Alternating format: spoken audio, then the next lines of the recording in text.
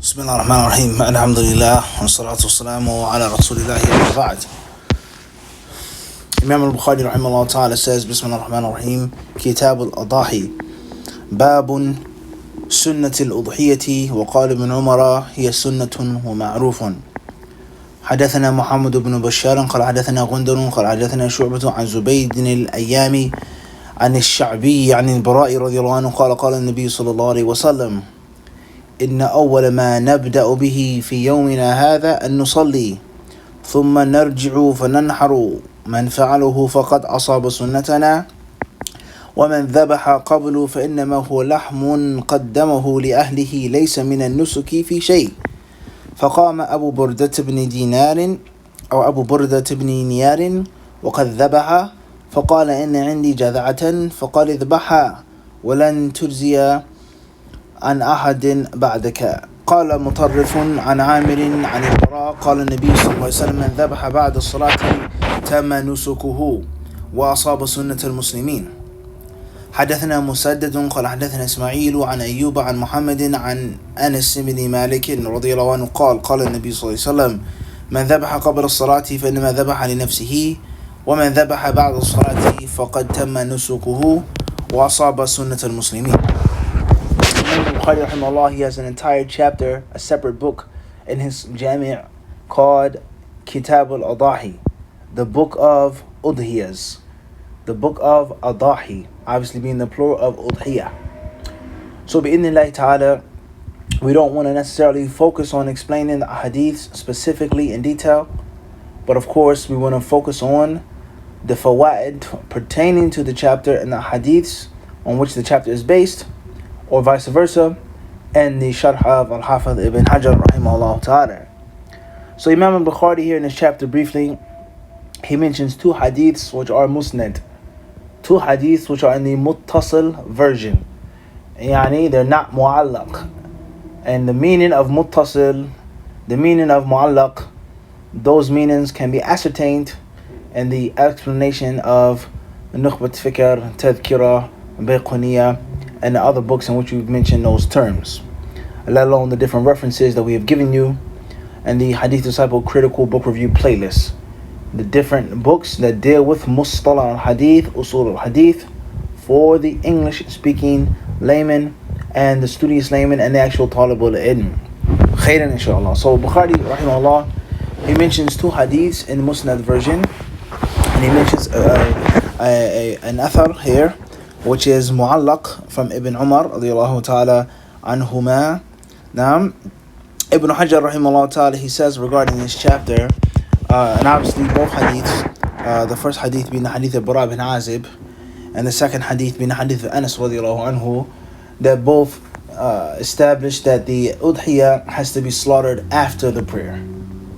After the prayer and not before the prayer, as we already know and as we've explained. And if it's slaughtered before the prayer, then it's nothing more than meat. It's just normal meat that you have slaughtered for your family to eat. It is not the actual ritual or the spiritual sacrifice of the udhiyyah. Hafidh ibn Hajar rahimahullah ta'ala, he says, وهو جمع أضحية بضم الهمزة ويجوز كسرها ويجوز حذف الهمزة فتفتح الضاد والجمع ضحايا وهي أضحات والجمع أضحى وبه سمي يوم الأضحى وهو يذكر ويؤنث وكأن تسميتها اشتقت من اسم الوقت الذي تشرع فيه وكأنه ترجم بالسنة إشارة إلى مخالفة من قال بوجوبها. طيب, Ibn Hajar rahimahullah goes on to explain the word udhiyyah, what's meant by the word udhiyyah, and the different versions and ways of pronouncing the word udhiyyah, such as with a dhamma, udhiyyah, or with a kasra, idhiyyah, it can be said as well. Khayr inshallah. And the hamza can be removed as well, and the fatha will be placed on the dad, and you will say dahiyya. Tayyib. Moving forward, he says, and the reason why it's called udhiyyah is because of the time in which it is legislated, the time in which it's okay and it's recommended to perform, and that is the duha. وَالشَّمْسِ وَضُحَاهَا وَالضُّحَى وَاللَّيْلِ إِذَا سَجَى. So this time, this morning, this period early on in the day is the earliest time which you're allowed to perform the udhiyyah. So the Arabs in their language, they oftentimes name a thing because of the time in which you do the thing. Or they'll name a thing because of the place in which you do a thing. And that's not actually the actual name of the thing. Everybody clear on this? And this is a faida, obviously, for those studying the Arabic language. Moving forward. Ibn Hajar rahimahullah ta'ala, he then goes on to explain the chapter heading with regards to Sunnatul Udhiyyah. And Ibn Hajar's interpretation is that Imam al-Bukhari rahimahullah said that to establish his madhab, that the udhiyyah is not obligatory. That the udhiyyah is recommended and it is not obligatory. طيب. And that's why he said Sunnatul Udhiyyah. Allahu alam if that's what Imam al-Bukhari actually meant. Obviously Imam al-Bukhari is from the 3rd century.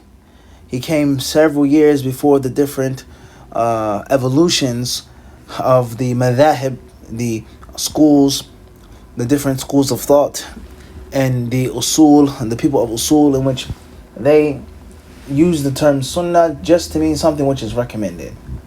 Or use the word sunnah only for something which is mustahab, masnoon, mandub, something that's recommended, and not actually sunnah could be something which is fard. And our explanation of the compilation of the sunnah, several times we've done that, we've explained this difference and the crucial importance of understanding the different terminology, and that the scholars of hadith use the word sunnah for anything that's narrated from the Prophet ﷺ. And the scholars of fiqh and aqidah and tafsir in lugha, they have different usages of the word sunnah. And sometimes the word sunnah is used to mean anything that Muhammad brought, anything that he brought, whether it's obligatory or not.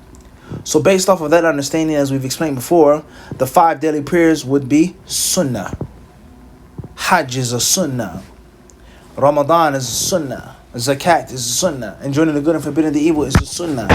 Because it's something that the Prophet ﷺ brought, he came with, he legislated, he mandated, and he encouraged his followers to perform. And it does not necessarily mean that it is sunnah, in other words, mandub, only recommended. So Allah Azza wa Jalla surely knows best.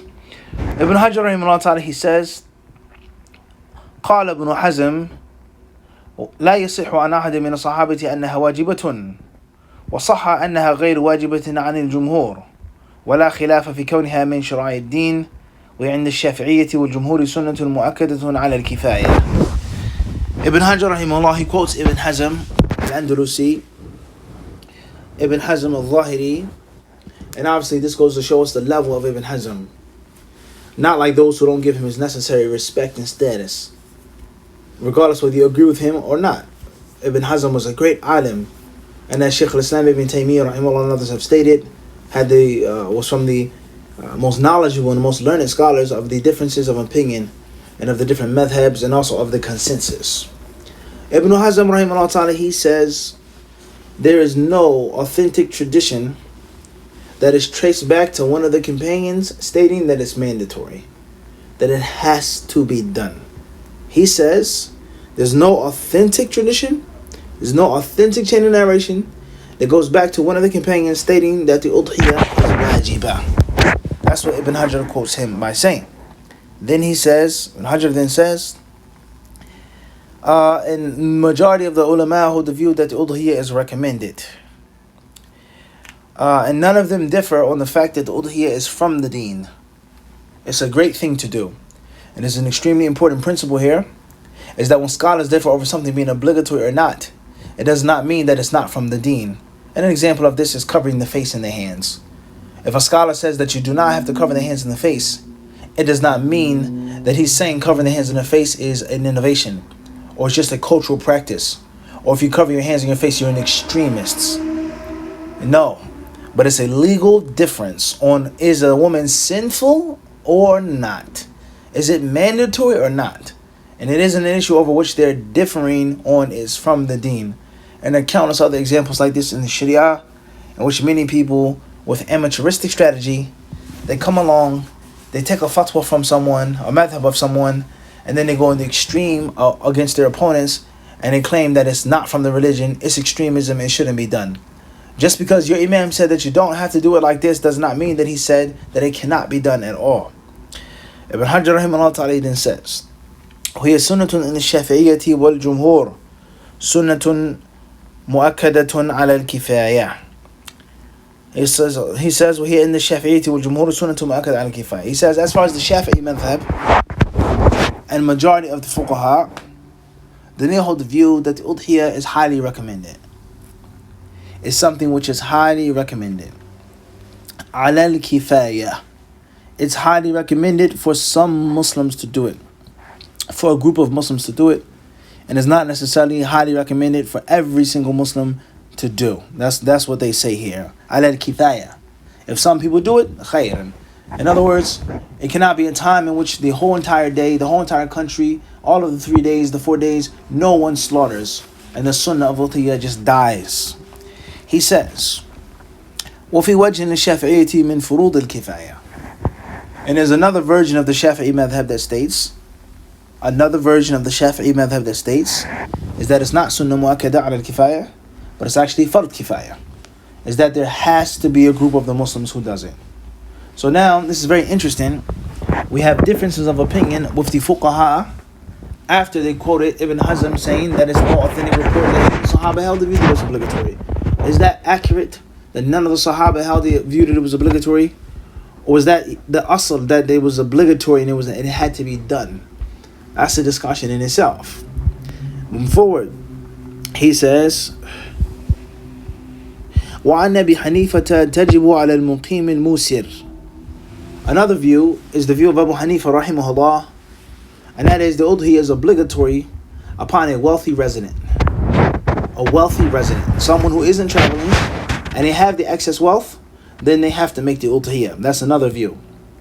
وعن مالك مثله في رواية لكن لم يقيد بالمقيم. And there is once Imam Malik said the same thing, but Imam Malik rahimahullah, he just said the one who's wealthy, and he didn't stipulate that the person is a resident. ونقل عن الأوزاعي وربيعة والليث مثله. And this view was also reported from Imam al-Awza'i and Imam Layth ibn Sa'd, is that it's obligatory upon those who are wealthy. وخالف أبو يوسف من الحنفية وأشهب من المالكية فوافق الجمهور. And there are some of the disciples of Abu Hanifa and some of the disciples of Malik who differed with their imams, and they agreed with the majority, and they held the view that it was recommended and not fard kifaya nor mandatory upon the wealthy resident or the wealthy person, whether he's a resident or a traveler. And this goes to show how the different students of these imams did not always blindly follow them and stick to them blindly, staunchly. But if they saw some truth and other than their imam's view, that was the view that they adopted. Not like the blind following fanatics of today, unfortunately. Moving forward. وقال أحمد يكره تركها مع القدرة وعنه واجبة. As far as Imam Ahmad's view, Imam Ahmad said it's disliked to be left alone. There's no reason why it should be left alone. It should be done. There's no reason why a person should not do it. وعنه يعني في رواية أخرى. And there's another version, another time, another student asked Imam Ahmad, and Imam Ahmad said it's wajibah. So that it's wajibah. That it's not just recommended or disliked to avoid, but it is obligatory. And obviously we've explained with regards to the riwayat of the Imma, how they have several students asking questions at different times, and sometimes their ijtihad changes and they change their view. Naam, move forward. وعن محمد بن الحسن هي سنة غير مرخص في تركها. Muhammad ibn Hassan, the other disciple of Abu Hanifa, he held the view, it's a sunnah, but a person is not allowed to leave it alone. How does that make sense? How can something only be recommended, but you can't leave it alone? You can't abandon it. قال الطحاوي وبه نأخذ وليس في الآثار ما يدل على وجوبها. الطحاوي rahimahullah ta'ala says, and that's the view that we take, and there's no hadith that proves that it is obligatory. And it's another fa'idah from Tahawi, is that if there was an authentic hadith according to Tahawi that made sense, that was clear to him, then he would say it is wajibah. And that asl is the sunnah for the dalil. And obviously At-Tahawi was a great imam of the Hanafi madhab. Ibn Hajar rahimahullah ta'ala, he says, وَأَقْرَبُ مَا يُتَمَسَّكُ بِهِ لِلْوُجُوبِ حديث أبي هريرة رفعه من وجد ساعة فلم يضحي فلا يقربن مصلانا. أخرجه ابن ماجه وأحمد ورجاله ثقات لكن اختلف في رفعه ووقفه والموقوف أشبه بالصواب قالها الطحاوي وغيره. He says, and the strongest proof that those scholars who say that it is obligatory have, the strongest dalil that they have, is the hadith of Abu Hurairah collected by Imam Ahmad, collected by Imam Ibn Majah, with a sound chain of narration, or a sound chain of narration. The Messenger of Allah ﷺ says in this hadith, whoever has affluency, whoever has extra wealth on the Eid,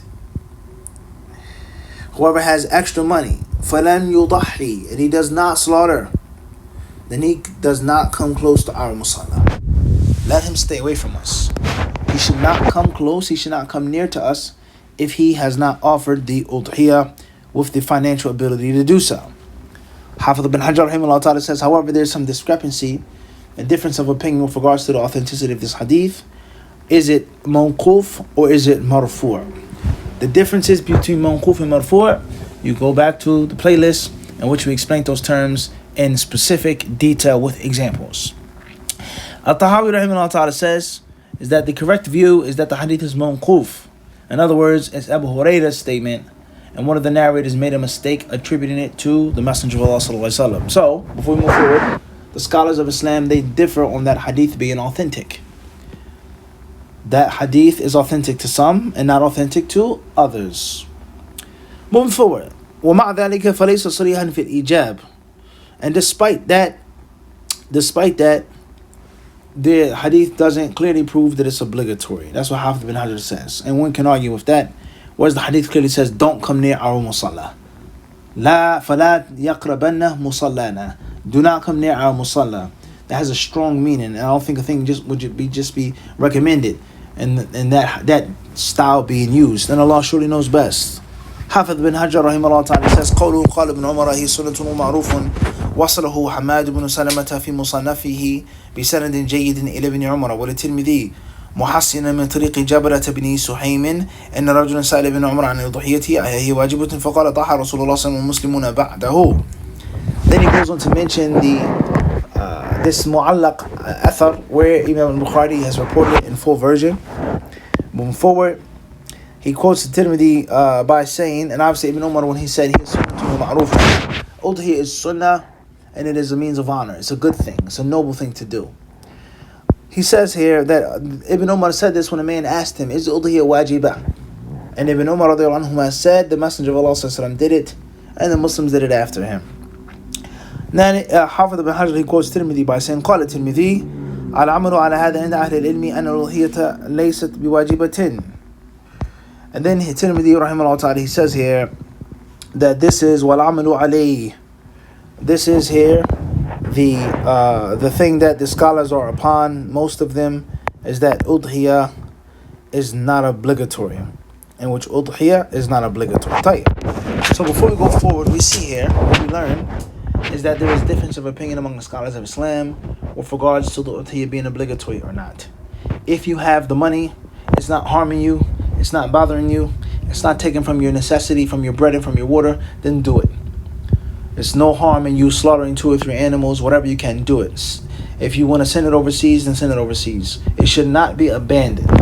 It's a sunnah, and there are many other proofs and evidences that it's the way of our forefathers, Ibrahim, Ismail, and the Muslims of this ummah. Wallahu a'lam. Tayyib. Then the Hafidh ibn Hajar rahimahullah ta'ala, he then goes on to mention more proofs and more evidences with regards to the udhiyah being obligatory. With regards to the udhiyah being obligatory and how the scholars deal with those different proofs and evidences. Al-Hasil, the summary is that the khilaf of the scholars regarding udhiyah. Some say it's mandatory, as we have read, and others say it is recommended, as we have read. If you have the ability to do it, then there's no reason why you should not do it. That's the summary. Wallahu ta'ala alam. The specific detail of this argument can be found in other places. We'll stop here with regards to these fawaid. And don't forget that we have a playlist on the fiqh of udhiyyah, how to do it. We have different videos on how to do it, the different ahkam of the ulama with regards to the udhiyyah. Wallahu a'lam.